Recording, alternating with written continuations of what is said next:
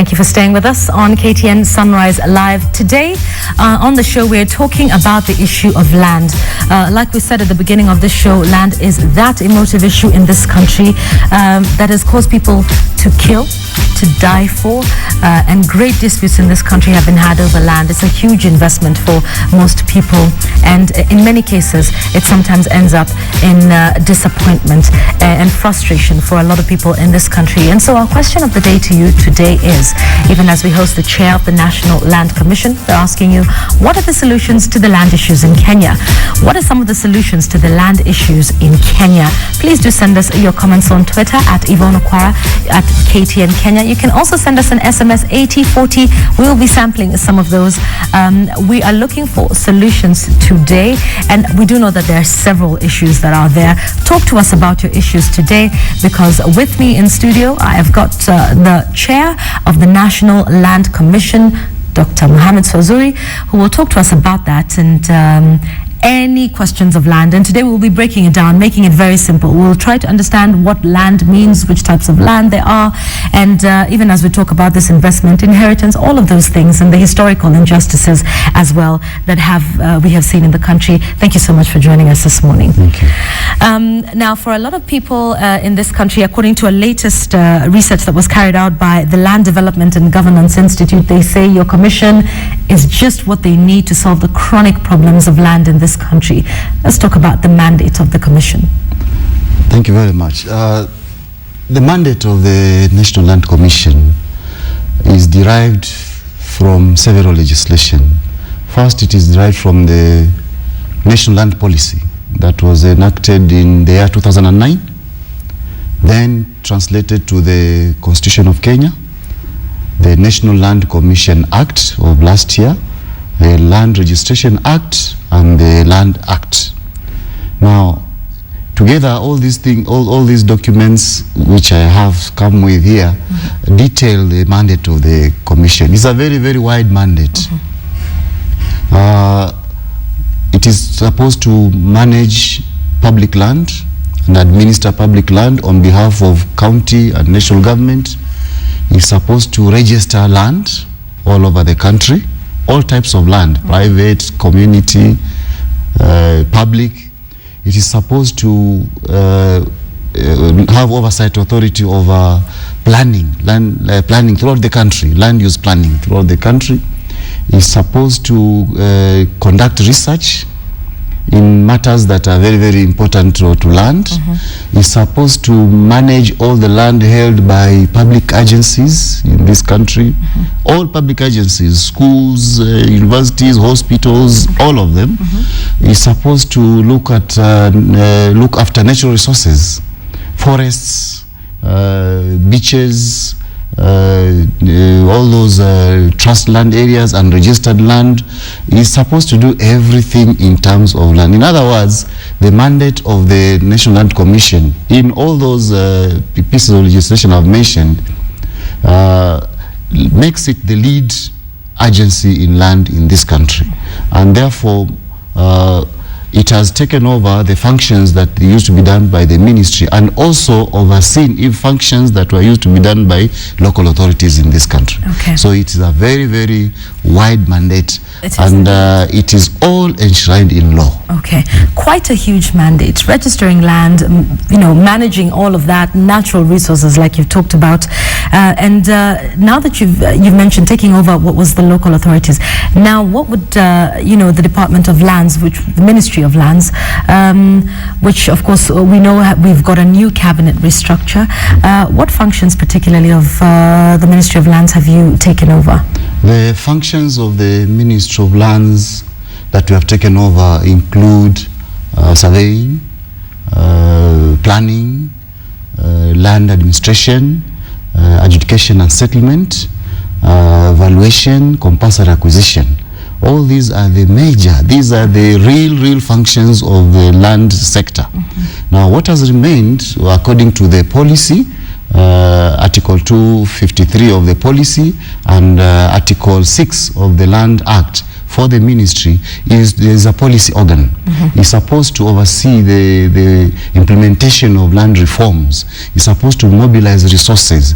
It's supposed to see the registration of institutions that are involved in land, the planners, the surveyors, the valuers, and so on. It's supposed to coordinate the implementation of the national spatial data infrastructure. In other words, the Ministry of Lands is now a policy organ. The National Land Commission is the implementing body in terms of land matters in this country. Okay.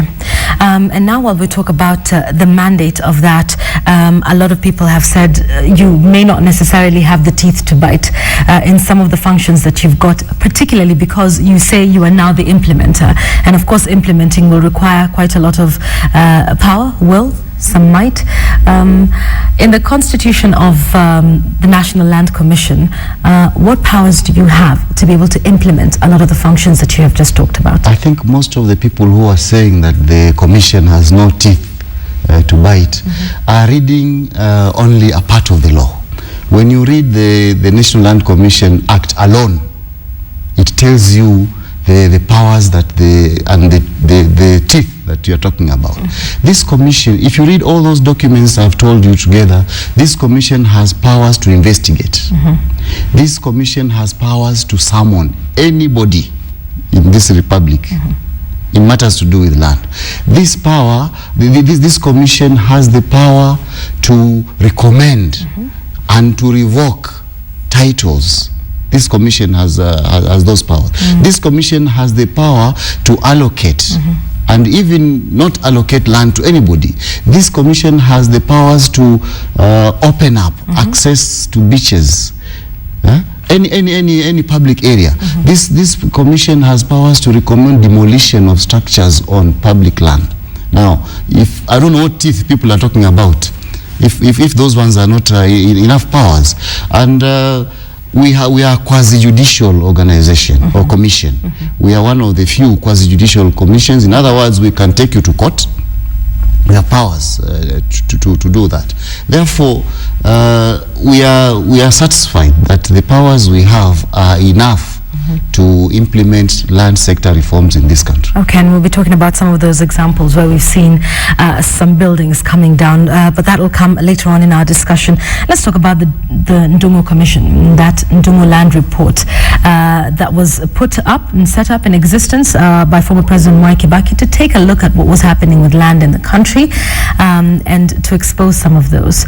Let's talk about that report and its implementation. I think a lot of Kenyans feel with many of the reports that they're just gathering dust and that not much is being done about it. Let me say that the Ndungu report is one of the latest of the reports that we have had on matters to do with land in this country. There have always been investigations, there have been inquiries, there have been task forces, and all these have been giving recommendations which had never been implemented. The first commission of inquiry into this started in 1922. Then 1924, 1938, the Catalan Commission, like that, 1954, Sonaton Plan, we had 1967, 1972, 1976, 1978, and then 202, the Njonjo Commission, then the Ndungu Commission, the TGRC report.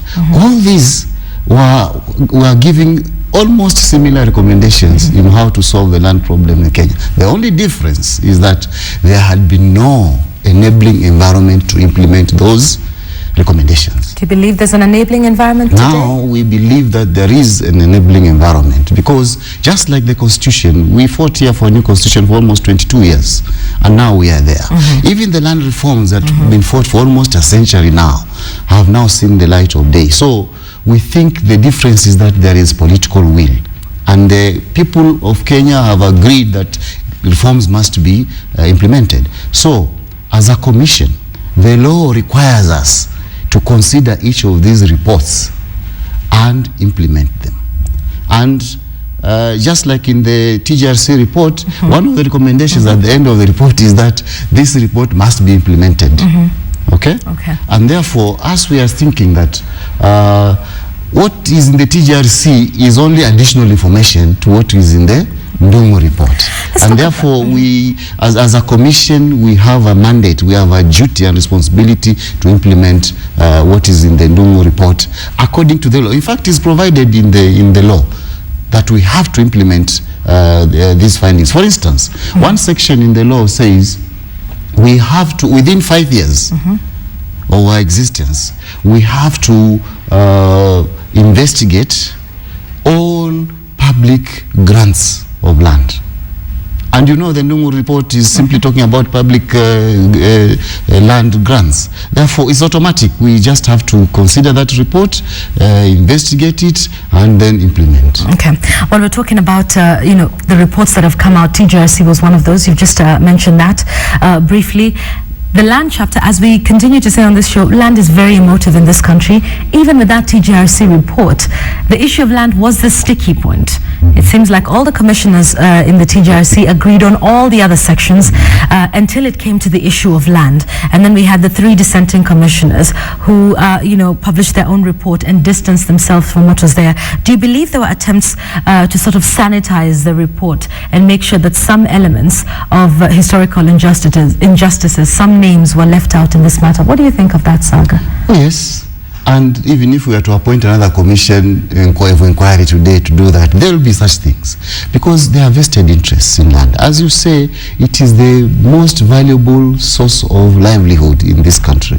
The investor wants land. The farmer wants land. The school wants land. The commercial fellow wants land. All of us want land. Therefore, when interests are mixed up with professionalism, we always see these things. So I'm not surprised that there was dissenting voices. However, the goodness is history does not die.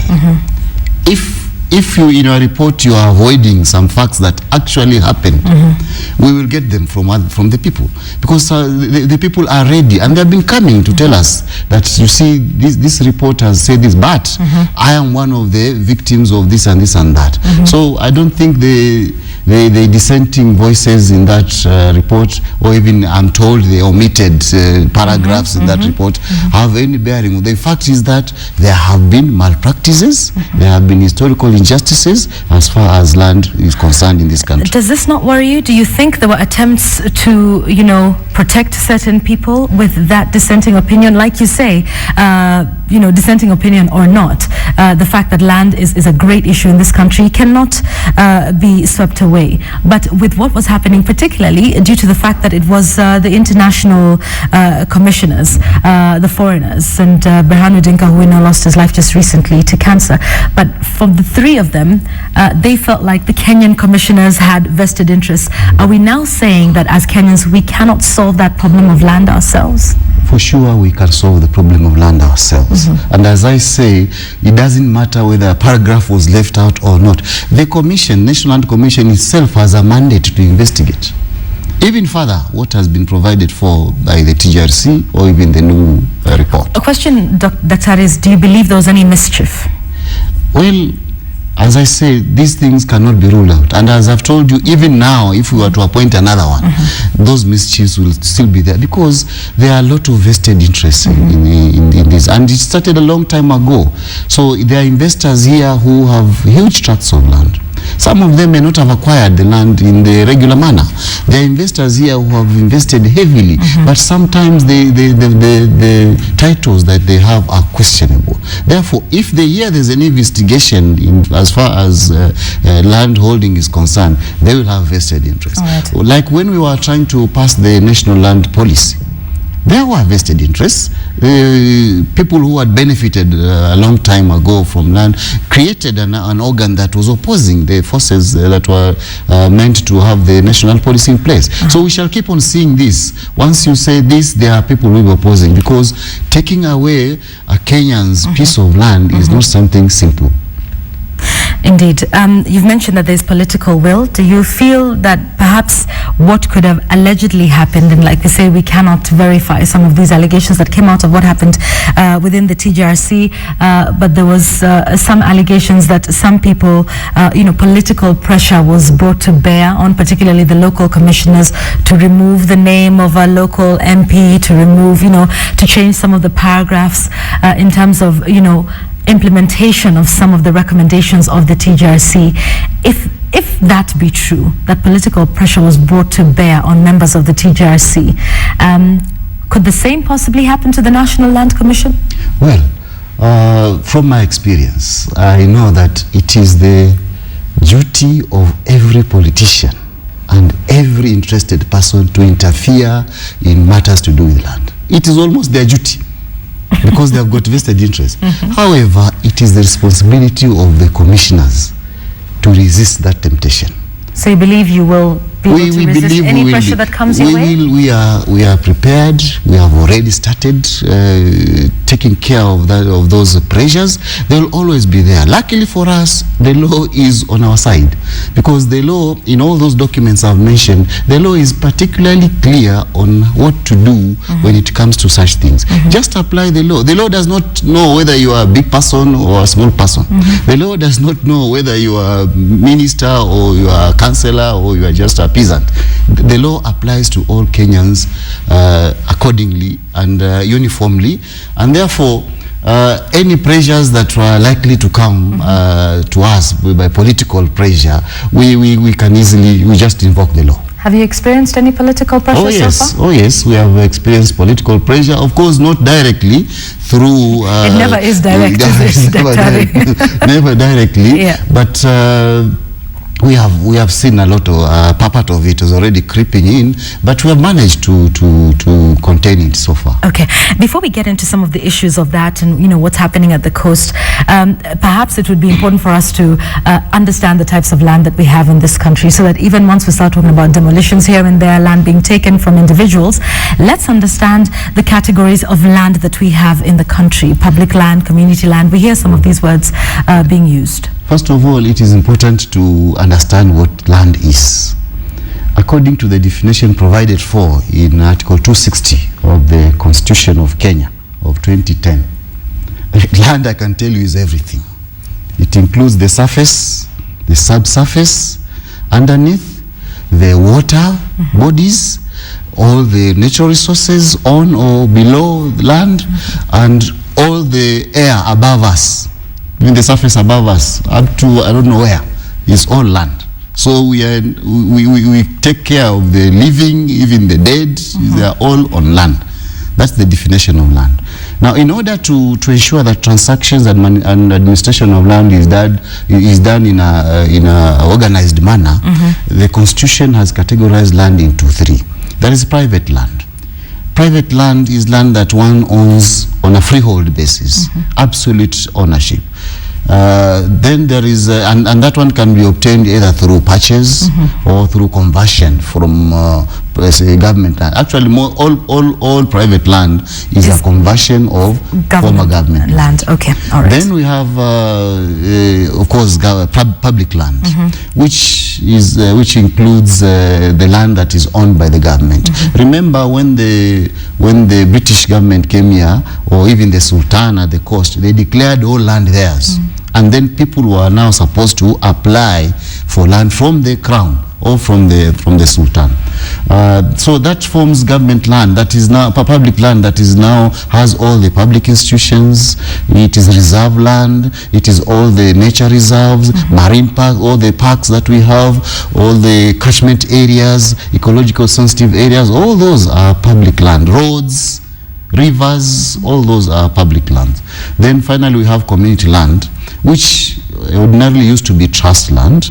It is land that is found under the county councils. Now they are county governments. Pastoralist land, all land that is held by those councils, registered or unregistered. And this commission is supposed to take care of all of those, whether it's registered or not registered. So we are told that this community land is the largest portion that we have. About over 60% of our land, 67% is community land. Most of it is unregistered.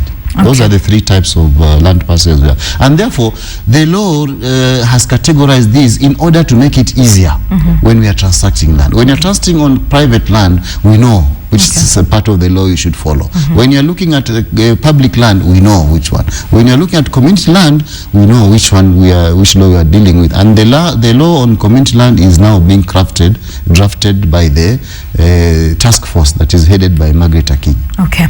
And when we talk about that and we go to the Ministry of Lands now, a lot of the functions, you say now they're more into policy and you're more into implementation. The rot at the Ministry of Lands, we can comfortably say without fear of contradiction, has crippled everything in this country. Going to do a search in many of the lands offices, the average Kenyan will tell you you've got to pay somebody to go look for the file if it exists. Some of those people, you may do a search in what you think is proper land and you are cheated within the Ministry of Lands itself. And talking as well about digitizing it, I mean, we still have that being done, you know, on paper? Okay. Even me, when I was outside, before I became the chairman of this commission, I used to hear of those machinations and the published reports about corruption in the Ministry of Lands and so on.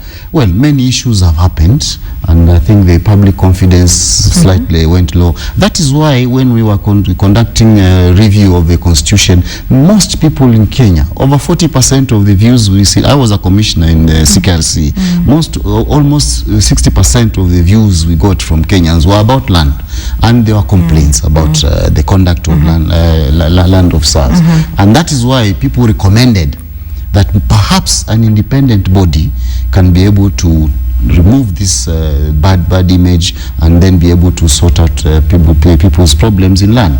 But all I can say is that the corrupt practices in the land sector are contributed by 5 categories of people. One is the ignorance of Kenyans in terms of land transactions. Majority of us Kenyans are not aware. So we are vulnerable to manipulation by anybody who claims to know one or two things. And therefore they put all their faith in the land of SAR. They put all their faith in all the people who think they know. That is one. Two, then the land of SARS, of course, they know the law, they know the practices, and so they have contributed to that. Then we have notorious people. They are called brokers. Yes. These ones know within the ignorance. Corridors, yes. Yeah, they know the ignorance of the average Kenyan. Because and on average, as a Kenyan, you enter the real estate market once in your lifetime when you want to buy or rent. So you don't care, you don't bother to know how to do it. It's only when you're confronted with that, then you ask, oh, how do I do this? How do I? Now they know you don't know. So they will tell you, you see, give me this, I will do that. Give me this. They have really spoiled them. Some of the corrupt practices in the Ministry of Lands are not necessarily from the officials, but from the brokers who do that. And then, let me finish. Then we have a little bit of it being contributed by our learned friends who know the law, and they in consultation with the brokers. Perhaps the people who come and climax this thing is the politicians. As you said, political pressure. They want things done which are not possible. And I'm sure some of the officials of the ministry had been pressurized to do things which are out of the norm by people who are those big people, and therefore they succumbed to pressure. But all I know is that in the Ministry of Lands, we have very competent officers. Some of them are our own colleagues whom we are schooled together. Some of them are my students who have been teaching there for the last 32 years in the University of Nairobi. Therefore, we have trained people, personnel who are really professionals in there. But under that environment, you can see anything can happen. So what would it take to remove the rot there, now that you have the teeth to bite and you're the implementers? Yes.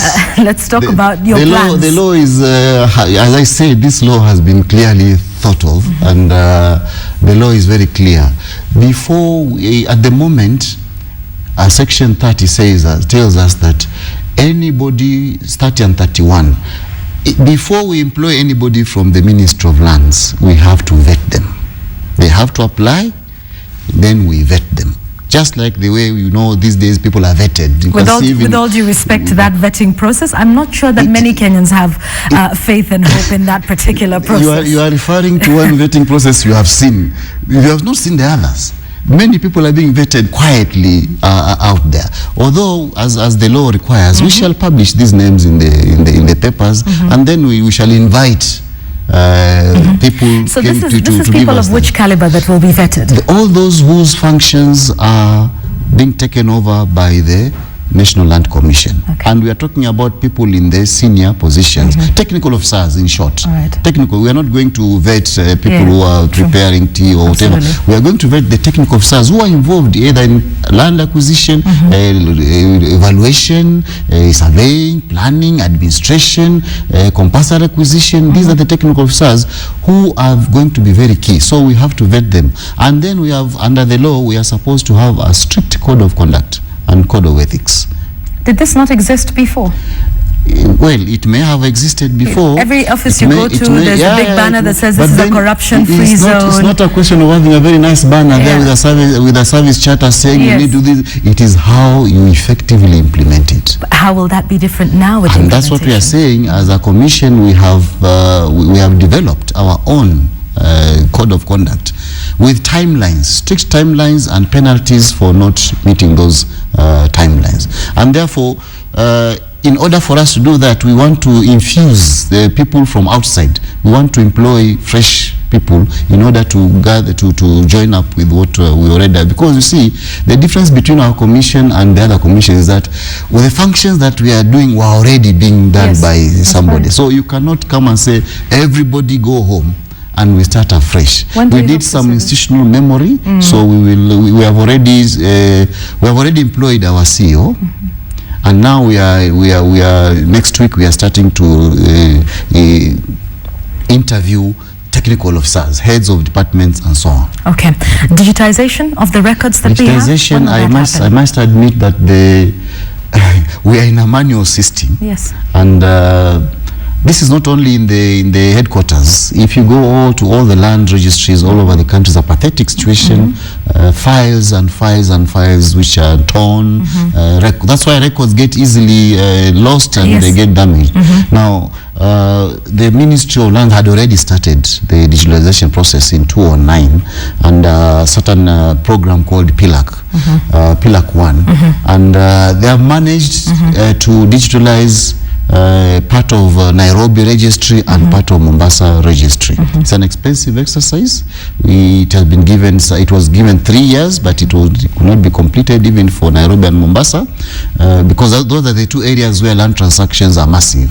So we are now talking to the possibility of having PILAC 2 starting soon. Okay. As a commission, we have put that as priority, and even now we have employed some interns for whatever transaction that is being done now, as from May this year. For every transaction that is done, we have now digitalized it. And then now we want to go back. Okay. So what for are every some of those processes for every file, for instance, now when I want to buy land, I go do a search. Tell me how that perhaps has improved somewhat. Yeah, what we are trying to do is to say that let's say it's a parcel number 6, Nairobi number 6, Westlands, for instance. Right. We have documents there must be a map. There must be a physical plan for that.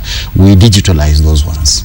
Okay, then the documentation, who applied for that parcel, what letter was written, what was the communication from the city council, what was the communication from the registrar of the land registrar. All those ones now we want to put them in soft copy, and if we have a allotment letter, we put in soft copy. When we finally have the title, we put in soft copy, so that anybody who comes and says he claims that plot number 6, we just enter in the system and we know, oh, it is owned by Yvonne. Why do you want to do with it? And therefore searches will become something of very easy. We want to reach a situation where you can actually search for your plot on your phone, on your computer, When do you think this would happen? Rollout plan? We are, as I said, we are about to roll that out. It's already going on a small scale, but I think we want to, because of the funding, we want to generate some funds in order to actualize it. And we are sure if we do it as a program, it has got a timeline, because it is one of the mandates. That's in right. there. Yeah. It's got a timeline that within a certain period you must have digitalized this. All things being equal, and you get the funding that you say you are seeking to get this process done, when would we see all of this happening? When would it be a lot easier for us to conduct a search and you'd go to the office and someone would type something in a computer and the records would come up? Well, it is difficult to estimate the time, but we have given ourselves a maximum of 3 years. 3 years to do that. Yes. So by because it's 2016? possible with the current technology. For instance, the most difficult part would be the georeferencing, the survey maps and so on. But these days with GPS, GIS, these are things that can be done. Aerial photography these days is done by satellite, so we can easily get those records and then now try to digitalize them. I am sure after 1 or 2 years, I can tell you, come to search for your property in Nairobi or Mombasa or Eldoret, the big areas where there are a lot of transactions, and you get it there. Now, you talked about searches and people not being able to get information quickly. The information is there. It is only the persons who are supposed to give it who are withholding. But we have all information about every parcel in this country. We have that information. That we do not doubt. Though usually even when you get information on a search, and any Kenyan will say this, you think twice. Is this the right information? The information we know is there. We know you know every parcel of land and who it belongs to. The question is this, the integrity of the information that you receive back. And let's talk about some of those cases in particular now.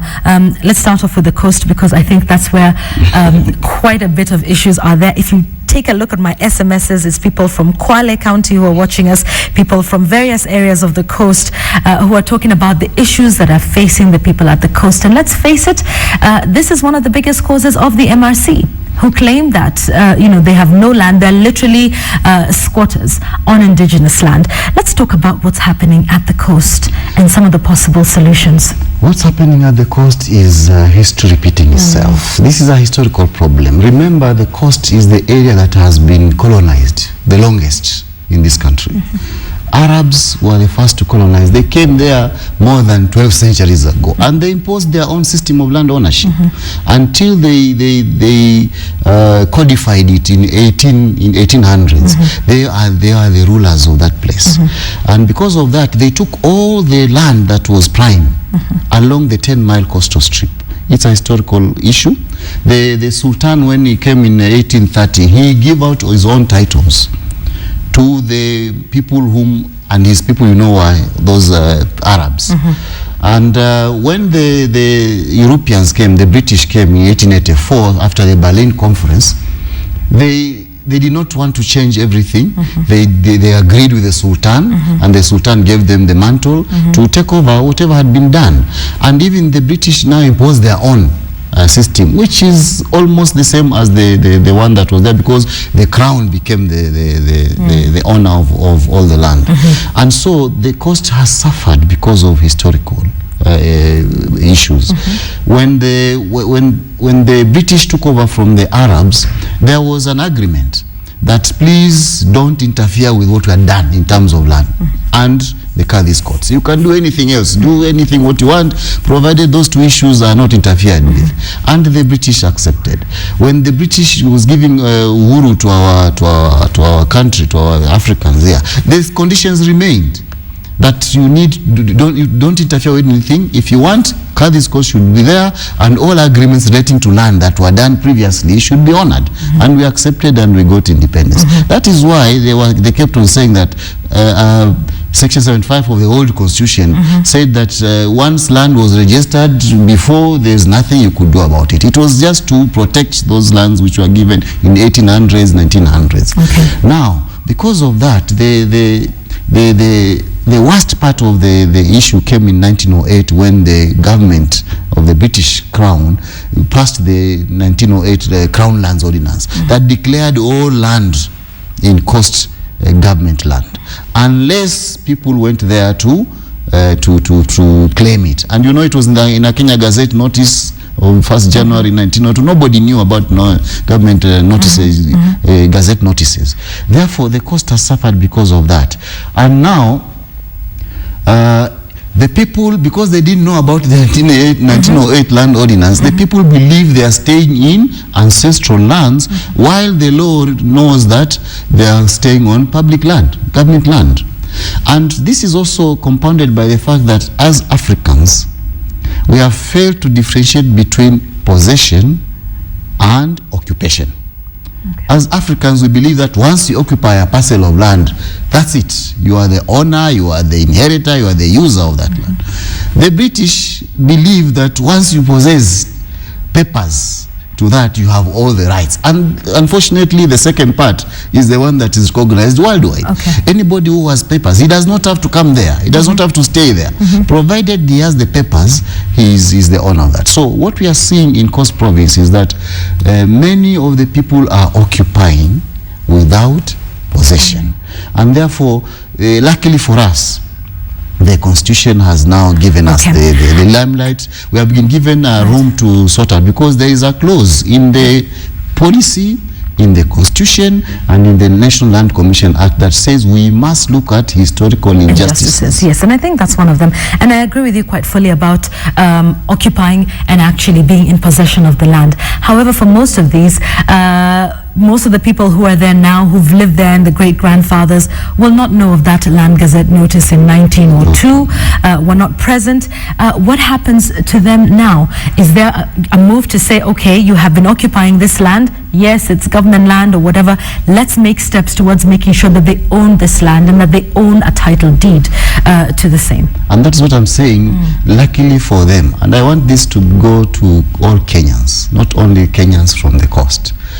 The law that has been passed and the Constitution are adequate to sort out this land problem in this country, if we were to follow the law.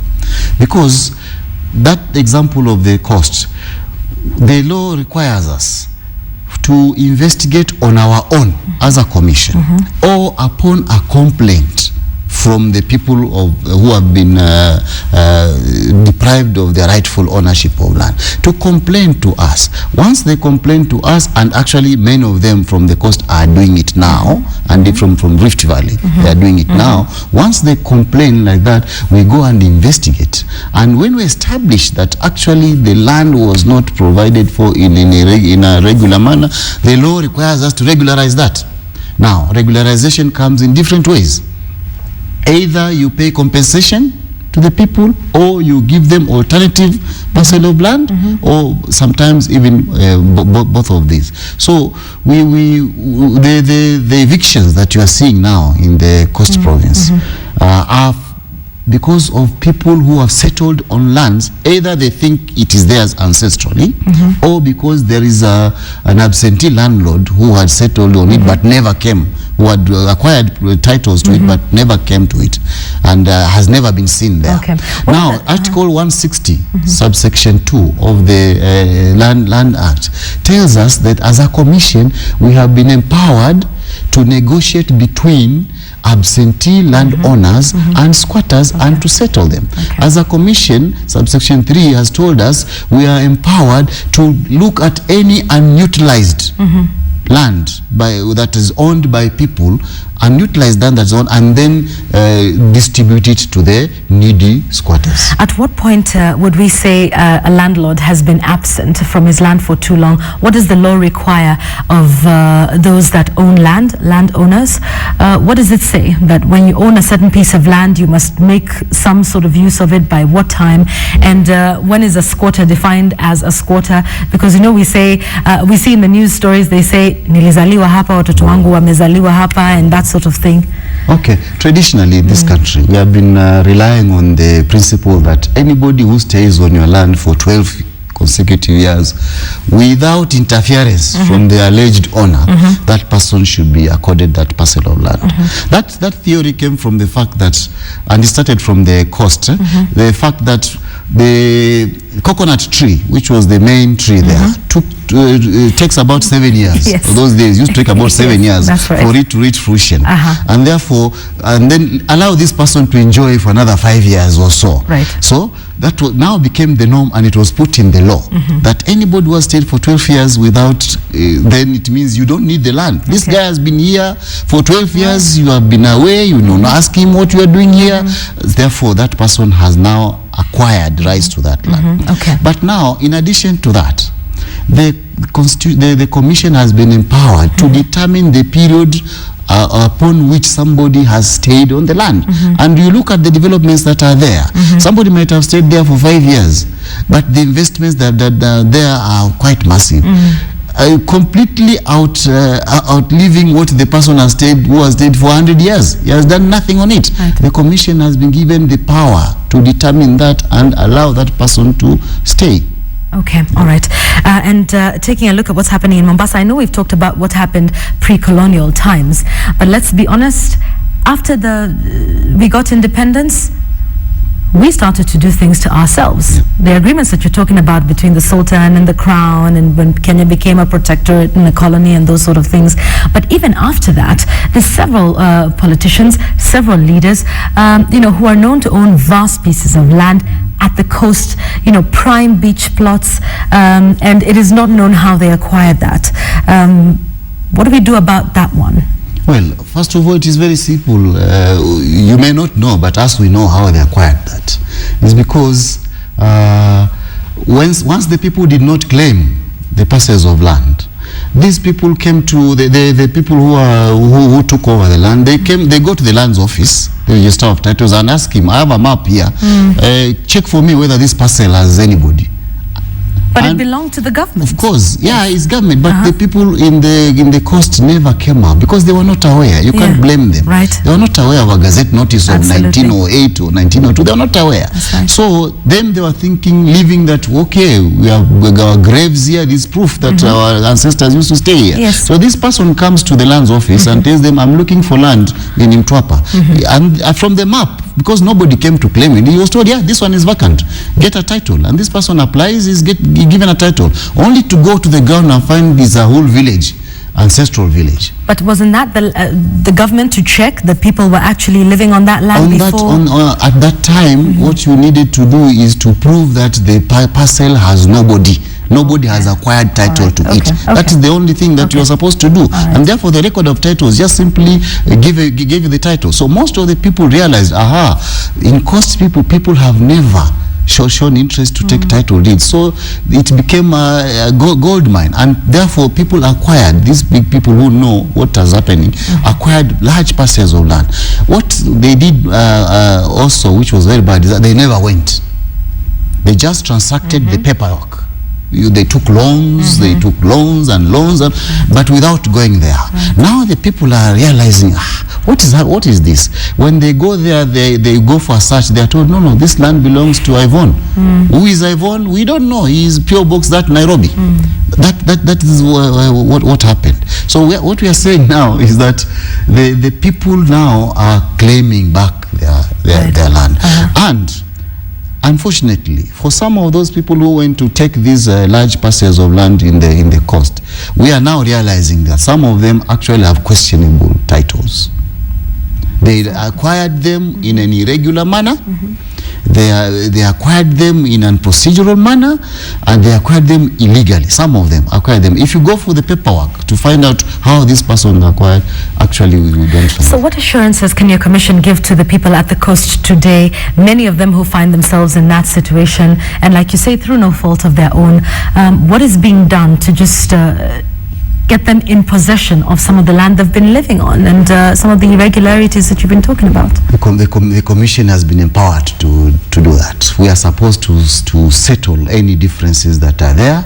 We are supposed to receive their complaints. Sometimes we don't have to wait for them. We see, we see from here that that parcel of land, this person acquired it irregularly. And because it's public land, the law is that public land reverts to the commission. All public lands revert to the commission. The commission is supposed now to distribute it land to needy Kenyans. We shall look at the person who is on the ground first. That's what the law says. Give priority to the person who is there. And that is why we are saying most of the leases were provided, most of the large tracts of land in the coast were given out after the 1908 Crown Lands Ordinance. Most of them were for 99 years. They have expired. They are expiring. They have been starting to expire from the year 2007, 2008 until now. Majority of them are expiring now. What we are saying is we don't want the people to take the law in their own hands. Once these properties have expired, they have reverted to the state under the National Land Commission. The National Land Commission now has a duty to go and distribute this land to the people who are on the ground. So the people of the coast should thank the Constitution and the national policy and the law and that it is now going to address the issues. And they're bringing them. We have hundreds and hundreds of claims, even in Rift Valley, hundreds and thousands of claims, which we can see are genuine claims. And one or two, last week or so, we tried to find out the authenticity of the documents that one of the alleged landholder absentee had, and we actually found he didn't even have documents. It's just because he was the grandson of a prominent person and he has been staying there for centuries, but really they have no proof at all. Okay, all right. Let's come back to the city of Nairobi, and I think the case of Syokimau is very fresh in people's minds. I believe there's also something that's happening in Runda now with some of the areas apparently on a road reserve. Now, in certain areas where people have been found to have been genuinely conned, you go and you do your search. What happens? When do the residents of Syokimau hope for compensation? Point being, it was Kenya Airports Authority land, they claim. However, Kenya Airports Authority watched their land being subdivided. People have developed. It takes quite a bit of time to put up a house, and particularly some of the investments we've seen in Syokimau. It doesn't happen in a day. And these people have been living there for 3 years, and then the Kenya Airports Authority says, oh, by the way, that's our land. Do these people deserve compensation? Can they hope to get some compensation from the government? Okay. We must understand the process of land allocation in this country. Every land must first of all be planned. It must be surveyed and then allocated. Now, remember also, government has a duty to preserve land for future use. Most of these lands that are the subject of this were lands that were planned by the government long time ago, in the early 50s, in the early 60s, because you see these were Mzungu plans. They knew that the city of Nairobi, unlike us who don't plan for the future, these people were planning. That they knew that there would be this, there would be the airport would have to be expanded, the Mlolongo Road would have to be expanded. They even thought that Athi River would be part of, you join Nairobi. These things were there. Even institutions, like take for example the University of Nairobi, the colonial people, when they started the institution in 1952 and opened in 1956, they took a lot of land reserved for the institution, okay, and many other institutions. So what people fail to understand is that when they see vacant land, they think the government has not planned for that land. So before you accept any offer from any real estate developer, please go back to the ministry, now come to the commission, ask whether this land has been planned for use in the future or not. Most of these lands, Runda, Syokimau and so on, were lands that had been planned, like the Syokimau one. Allow me to interrupt though, even as you go on. Yes, it is understood, but that is why most people go to the Ministry of Lands to do a search. When they do a search, because like you talked about, there's brokers and there's people, they're told, okay, here you go. After all, they've been given a few thousand shillings to grease their hands, because you cannot get any information without having to do that. And then you're told, this land is okay, go ahead and purchase. I must tell you, as I told you before, brokers are really responsible for and we understand that, and we understand what you're saying about the government having plans for the land, but for what are the people who did not know? Because even when we go there, people don't wear badges in most ministries, saying this is my name, so and so, this is my employee number or something of the sort. So what happens to them who actually bought land thinking that they had done due diligence? Do they get compensation? Now, first of all, I must say that we have now stopped the brokers from coming to Ardhi House. We are very strict at the gate. Even you now, if you come, you really have to present your case for you to be allowed in, because we know that they're the ones responsible for some of this mess. So it's now a very no-go zone area unless you can prove that you have a transaction you're going to do. Secondly, now, because of that realization that some people were genuinely conned of their money, the government set up a task force to create or initiate a law is called the Evictions and Settlements Bill.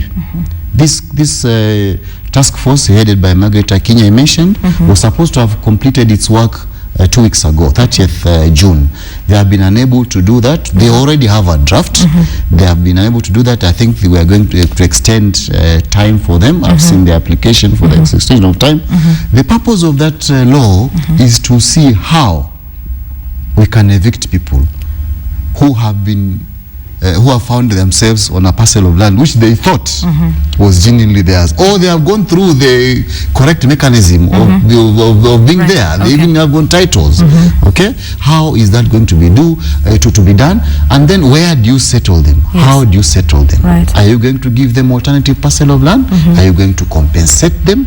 Are you going to look for another area which is equivalent to that one, or what is going to happen? So the issue of Syokimau, the issue of Runda, the issue of Ward, these ones are going to be sorted out once the law is coming here. So they have to wait for the law to be let them wait.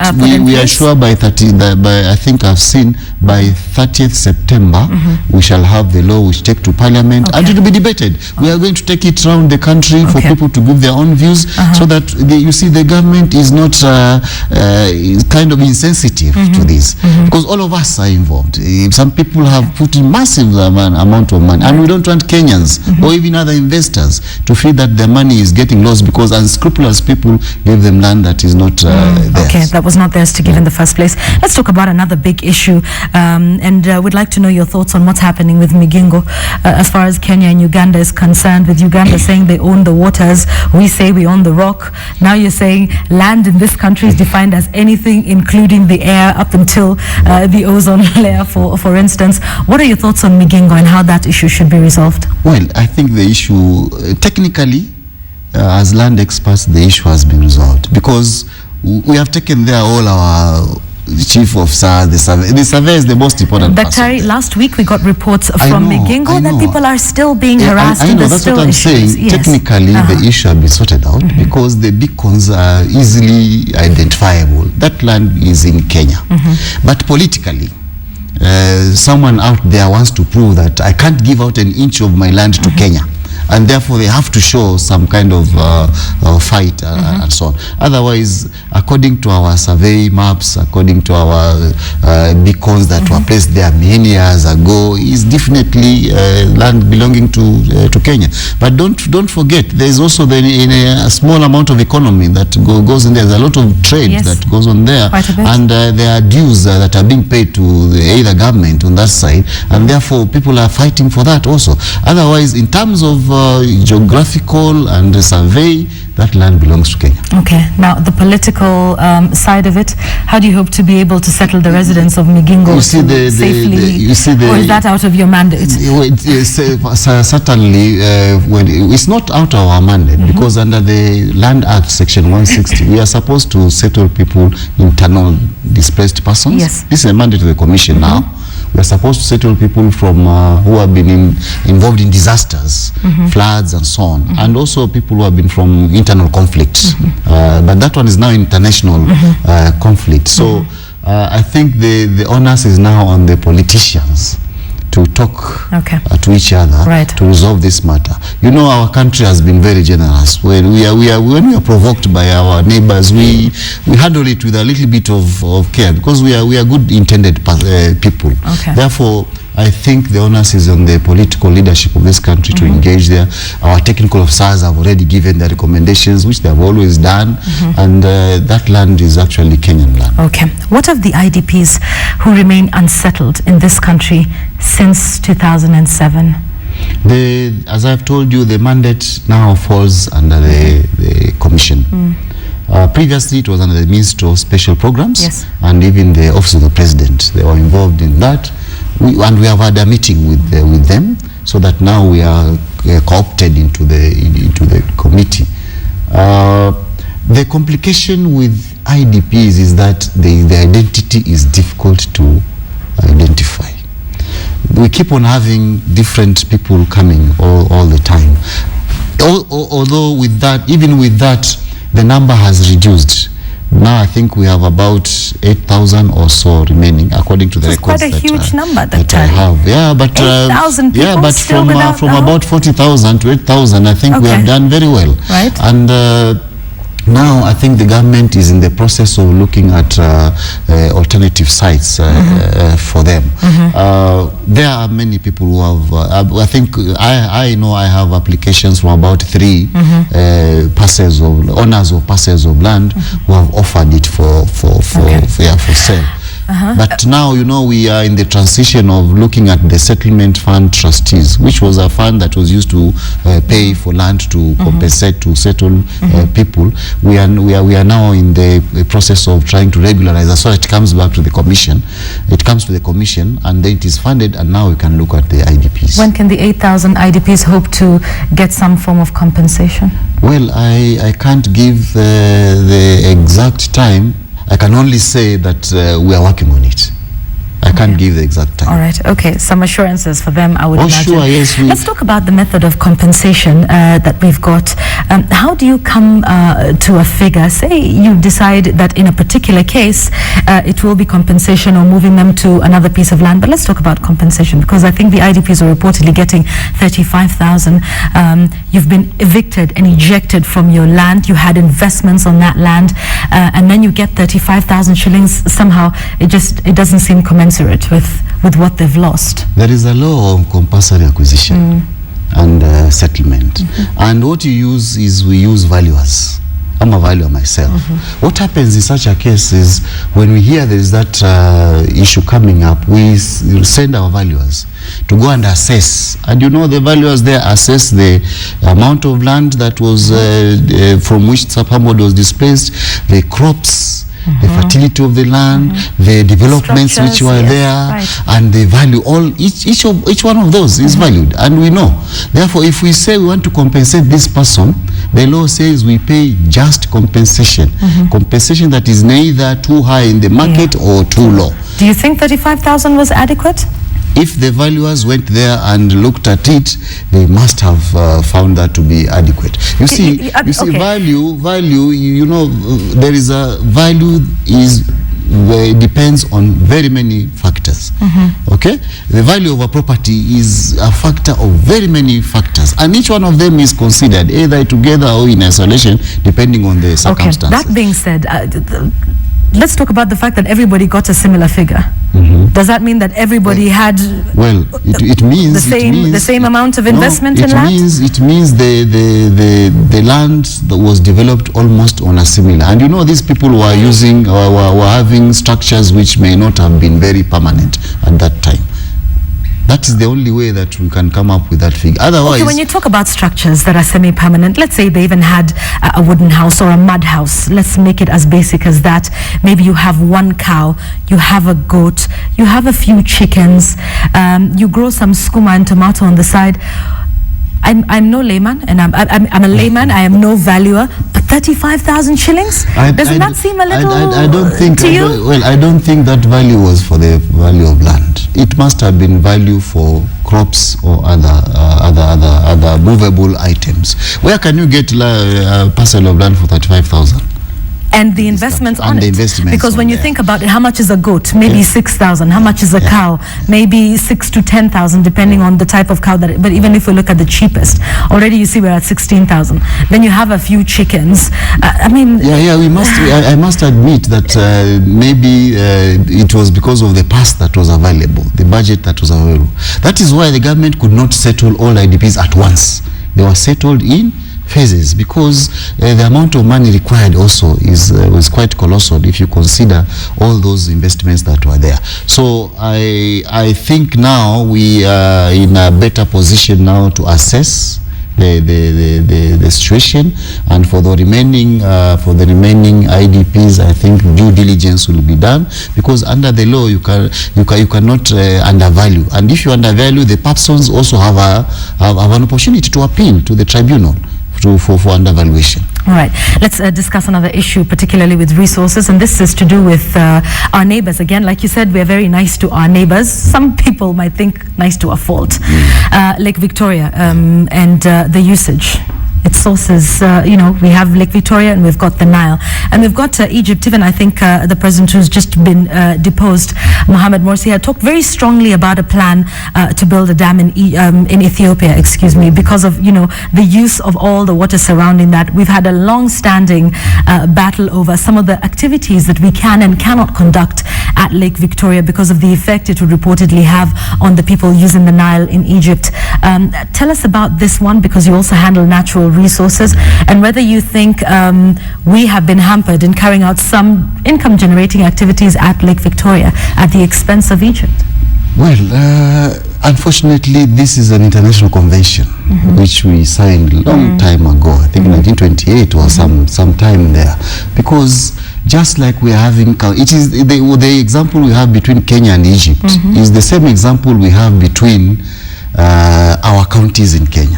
For instance, if the Mau is the source of many rivers, and Mau falls in a certain county.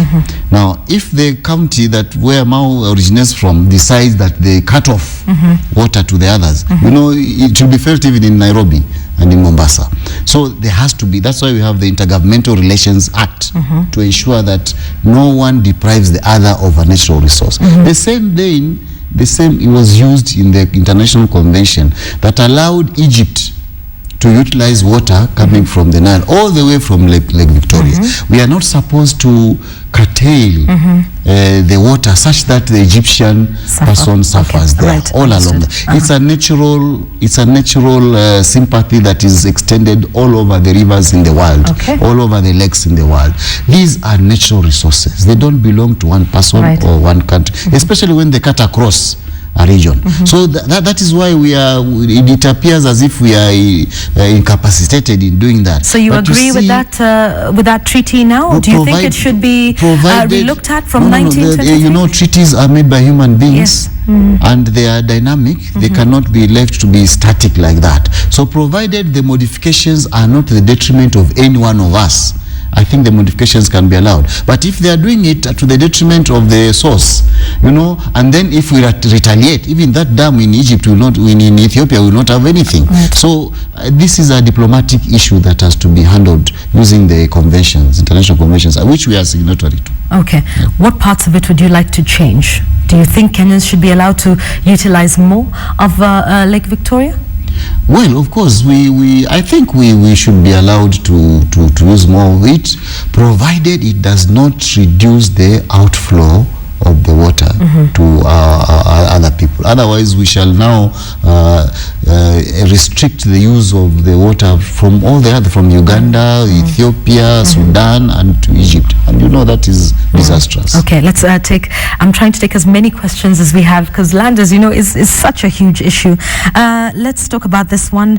Didn't leave his name. He says, ask Daktari about the Mau Forest Complex and the resettlement and compensation that I believe was attempted by the former Prime Minister when he was in office. Well, this is one of the reasons why the task force was formed, actually, because people read politics in the Mau saga. We are reading technical valuation of the Mau saga, and therefore the law that is coming on eviction and settlement will simply address that. Okay, so wait, please be patient. Kenyans should be patient with these reforms. The mess in the land sector in Kenya has been done for over centuries, especially in the coast. We cannot expect to solve it in 2 months or 3 months. What we are saying is Kenyans should have faith, should have patience. We have come a long way. The law is starting to operate, and therefore these issues will be sorted out once for all. We may have teething problems in the beginning because the transition and the law is not understood by people. The players are not ready. Maybe the political environment may not have been ready. But at least we have a foundation. Remember, we didn't even have a policy. Policy informs law. We stayed here for centuries without a policy, and everybody was doing everything wherever they thought it was doing. Even the law itself on land was conflicting with each other and organizing each other. This one says this one says, and they come from the same parliament. So now Kenyans should have hope that the land problem, now we have an arena where we can sort out the land problem. Can you imagine Kenyans, whenever they had a problem with land, they had nowhere to go. Okay, if you went to the Ministry of Lands and they told you that your land officer in a certain area, they told you that there was a tribunal, there are tribunals of course, but now we are, as a commission, we are inviting people because the law allows them.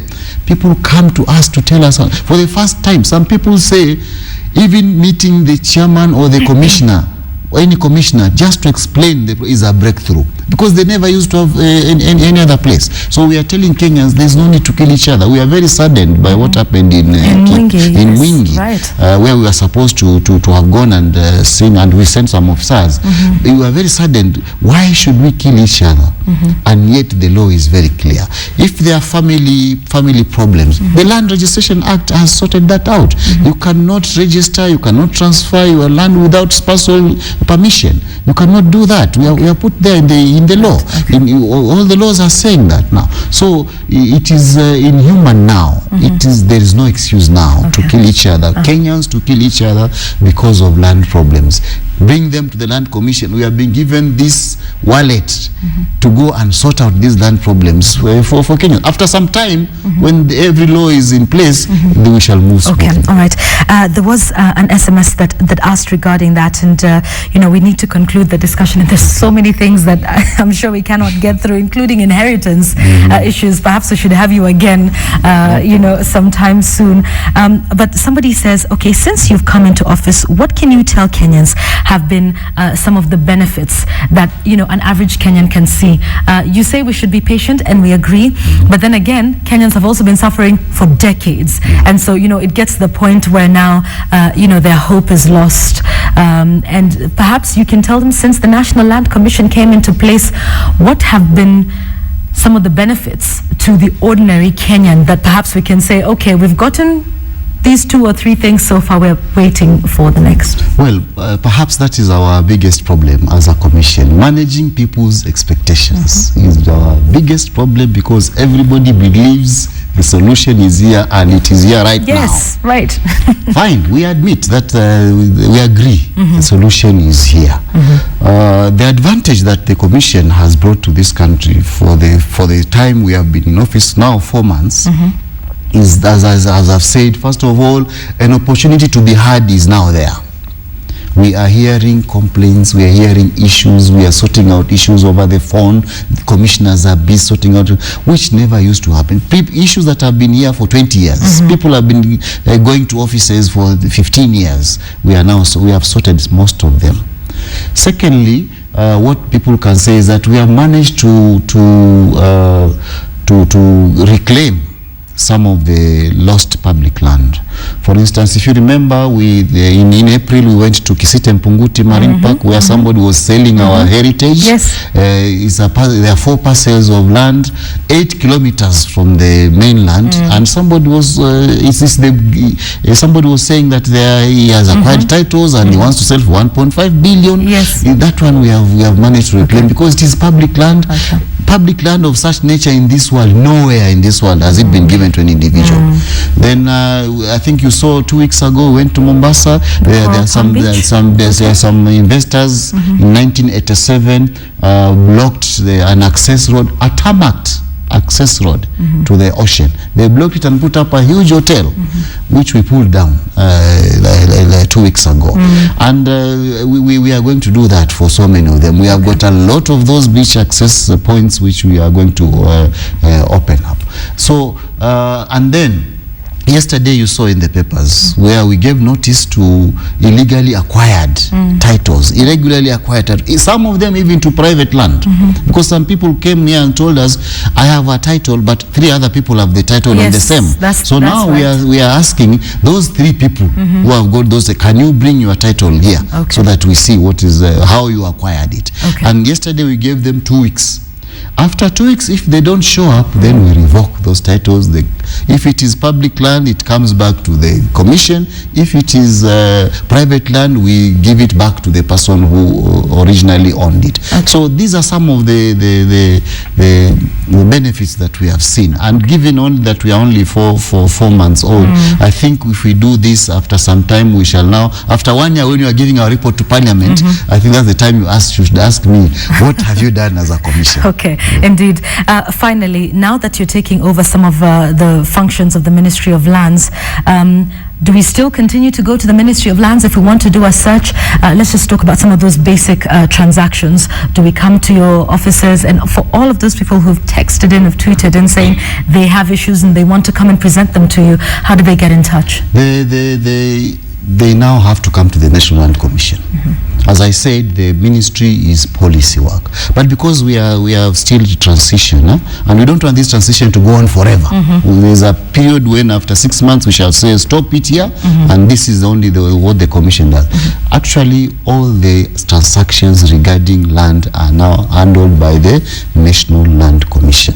What is holding us back is the regulations and procedures that we are working on. There's a committee which was appointed by the government even before we came into force, now which have taken over the chairmanship, that is supposed to bring the regulations and procedures for land transactions. We are sure by September we shall have finished that, the law will be passed, and therefore all the transactions will be done by the commission. So let people come to the commission. Even the land registries that we have in the counties, after we appoint the county land management boards, they will still be under the commission. Okay. So, but for now, they continue to go to the Ministry of Lands? No. For now, wherever they think they are going to the Ministry of Lands, transactions there are being done on behalf of the Land Commission. The transition clauses in all these acts, in the Land Act, Land Registration Act, National Land Commission Act, say that any activity done for now by officials of the Ministry of Land is deemed to have been done on behalf of the National Land Commission. Okay, all right. And you're available in all regions around the country for people to come? We are available in all regions around the country. We have our email address where people can access us, and we are accessible to all areas. In fact, we 3 weeks ago we conducted a tour of 6 notorious counties, notorious to use the word notorious, in terms of, in fact, the fact that we have received most complaints from those. We went to Kwale, we went to Meru, Nakuru, Kajiado, Narok, and Kiambu. This is where we saw for the first time, or for the initial stages, that we have massive complaints from people. And then we are now going for the next phase. By the end of this year, we shall have toured all parts of the country to assure Kenyans that we are going to sort out their problems. Finally, if you can do that in about a minute, as we conclude our discussion, the worth of a title deed. In this country, it just seems to be a piece of paper. Like you said, you own a title deed and 3 other people could claim to own a title deed to that. What assurances do you have to all title deed holders in the country today that this is not just a piece of paper, but is proof of ownership, which you have so rightly educated us this morning, that there's a huge difference between occupation and ownership and possession of land. Let's talk about the integrity of that piece of paper and how you intend to restore that in the country. We are going to restore that by what we started doing like yesterday. It's going to be a series. For those titles that were irregularly acquired, we are going to revoke for sure. And you see, when we do that for 10 times, people will know that it is important. This document is a very, very important document. Therefore, anybody who transacts in these documents should know now that there is a way we are going to authenticate these documents. Once we digitalize our records, it is not going to be possible for you to access another title when already the button will just tell you reject. Right. Okay. And so now you're telling all those who have acquired land irregularly to come to the come commission. forward. But what of those who don't know? Should it just be a call to everybody who's a landowner to just say, come and authenticate and verify? We put notices and then we write, because the people who are alleged to have these are also known. And do they know? Do some of yes, they know. Some of and them some know. of them are but coming. There are others who they are coming? Yes, some of them are coming to say, oh, sorry, I didn't know. This was not mine. I got it from somewhere. And they're coming. And you know, when you do that, it is some kind of amnesty we are giving. Right. Otherwise, for those ones who will not show up after the duration is given, you know what we are going to do. And we also did this to non-Kenyans, the foreigners who are honoring. We gave them, now is a month old, they have another 1 month to declare their title deeds to us, their documents, so that we authenticate them. And if no one comes, we shall go to them and tell them, sorry, this is now our land, we are taking it back. So we want to bring sanctity back to the title deed, so that when I show you a title deed, you know this is a document that can take you places. Right. Not just a piece of paper that anybody can get from what we call the 13th floor of Ardhi House. You know, our Ardhi House is 12 floors, but there are titles which are obtained from another floor. Absolutely. We don't know from where. And for this matter, we are going to have a press conference today at 3 p.m. Therefore, on behalf of the commission, we are inviting all the media houses to come to the boardroom, 12th floor of Ardhi House, where we shall explain what we have done over the last 4 months and what we are intending to do in the next 3 months or so. Indeed. Thank you so much for your time this morning and for being with us. And we wish you all the best. 4 months it has been. Definitely, as you say, this is an issue. You have such a huge task managing Kenyans' expectations, and we'll wait to see what happens in a year or so. We'll be getting that email address from you and announcing that a little later on in the show. That's been our discussion on it. For those of you who have acquired land irregularly, you have what, 2 weeks? 2 weeks from yesterday. Yes, 2 weeks from yesterday, and foreigners have another month to go declare your land, after which the National Land Commission is coming for you. So many issues to discuss. We cannot finish all of it, but we do promise to have him in again and again, because there's so much to discuss regarding land. We'll be giving you that email address at the end of this show, so do stay tuned. For now, we take a short break.